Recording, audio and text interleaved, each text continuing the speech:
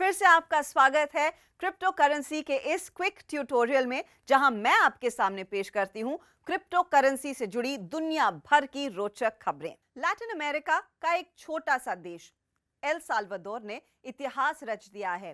El Salvador दुनिया का पहला देश बन गया है जिसने बिटकॉइन को लीगल टेंडर करार दिया है। 7 सितंबर से एल साल्वाडोर के नागरिक शॉपिंग से लेकर टैक्स जमा करने और जमीन खरीदने के लिए बिटकॉइन का इस्तेमाल करना शुरू कर चुके हैं। साल्वाडोर जल्द ही एक डिजिटल बिटकॉइन वॉलेट शिवो लॉन्च करने वाला है और नागरिकों को इस वॉलेट में प्री लोडेड $30 बिटकॉइन भी मिलेंगे। सरकार देश भर में शिवो एटीएम्स लगाएगी और लोग वहां जाकर बिटकॉइन खरीद या फिर कन्वर्ट कर पाएंगे। वहीं भारत में डिजिटल एसेट या फिर क्रिप्टो करेंसी को रेगुलेट करने की तैयारी लगभग पूरी हो गई है। इकोनॉमिक टाइम्स की एक रिपोर्ट के अनुसार सरकार इसे डिफाइन करने की योजना बना रही है। रिपोर्ट के मुताबिक भारतीय सरकार यूज केसेस के आधार पर क्रिप्टो करेंसी को सेगमेंट करने के लिए एक नया बिल लाने वाली है।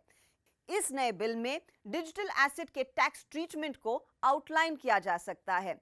बिल के लिए सामने आए सुझावों में कहा यह भी गया है कि भारत को क्रिप्टो को एक करेंसी के बदले एक डिजिटल एसेट के रूप में मान्यता देनी चाहिए। साथ ही exchange ownership parameters, KYC, accounting और रिपोर्टिंग स्टैंडर्ड्स पर पॉलिसी को स्पष्ट किया जाए। खबरें यह भी है कि आगे चलकर सरकार क्रिप्टो पर सिक्योरिटीज ट्रांजैक्शन टैक्स जैसा एक टैक्स लगा सकती है। स्पेशलिस्ट स्टाफिंग फर्म एक्सफिनो के डेटा के मुताबिक क्रिप्टो करेंसी सेगमेंट में भारत में 10,000 से ज्यादा जॉब्स क्रिएट होंगे। इन जॉब्स के लिए मुंबई, बैंगलोर, गुड़गांव हॉटस्पॉट रहेंगे और 60% क्रिप्टो जॉब्स की ओपनिंग इन्हीं 3 शहरों में होगी। क्रिप्टो के बढ़ते चलन को देख blockchain specialists, security engineers, ripple x developers and front end back and developers की सबसे ज्यादा डिमांड होगी। 2010 से फेमस डोज मीम को तो आप जानते ही हैं, जो काबूसू नाम के शिबा इनू डॉग को पोर्ट्रे करता है और इसी ने क्रिप्टो करेंसी डोज कॉइन के क्रिएशन को इंस्पायर भी किया है। आपको याद है ना, इसका एनएफटी जून में 4 मिलियन में बिका था, लेकिन हाल ही में प्लेजर डाउ कलेक्टिव, जिसने डोज मीम का एनएफटी खरीदा था, वो अब इसे 17 बिलियन पीसेस में स्प्लिट कर ऑक्शन कर रहा है। जो इन्वेस्टर्स डोज मीम के एनएफटी के लिए लाखों डॉलर खर्च नहीं कर पाए, अब वो इसमें $1 का निवेश कर इसका कुछ हिस्सा खरीद रहे हैं और आलम यह है कि $4 मिलियन की इसकी वैल्यू अब $550 मिलियन के पार निकल गई है। Isn't it mind blowing? कुछ महीनों की उथल पुथल के बाद क्रिप्टो करेंसी मार्केट पिछले 30 दिनों में लगातार 47% बढ़ा है और इसकी वैल्यू लगभग $1 ट्रिलियन की हो गई है।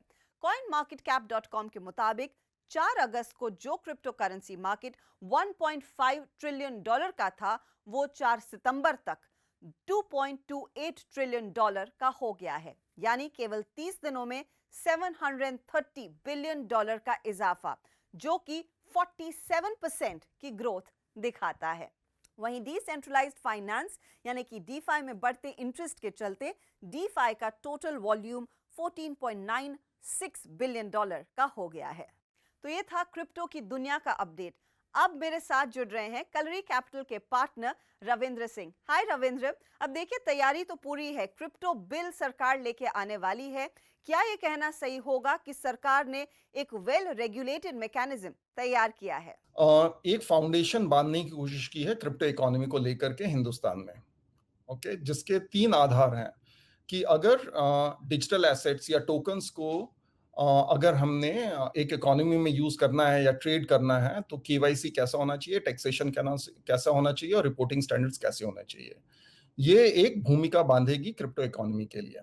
तो एक अच्छा इनिशिएटिव है। दूसरा, हम लोग डेमोक्रेसी में रहते हैं। डेमोक्रेसी में इनिशिएटिव लेना बहुत जरूरी होता है और उसका आधार आगे जाकर के काफी रेगुलेटरी मेजर्स के साथ में बेहतर होता रहता है। जैसे कि इससे क्या फाइनेंशियल सिस्टम्स में एक्यूरेसी और एफिशिएंसी आगे बढ़ेगी, बिल्कुल बेहतर होगी। क्या फ्रॉड्स होंगे और इनएफिशिएंसीज और दूसरी तरह की आएंगी, ट्रस्ट नीचे जाएगा, फिर से इंप्रूवमेंट होगा। और इस तरह से एक समय का चक्र है जो कि इसको बेहतर बनाता रहेगा। दूसरा हमको ये ध्यान रखना चाहिए, ये एक अच्छा इनिशिएटिव है, इसका एंड रूप क्या होगा वो आगे जाकर के पता चलेगा, बिकॉज़ डिस्ट्रीब्यूटेड फाइनेंस और सेंट्रलाइज्ड फाइनेंस का जो कन्वर्जेंस है वो इतना आसान नहीं है। ओवरऑल गवर्नमेंट ने जो ये शुरुआत की है बहुत अच्छी शुरुआत है। थैंक्स रविंद्र।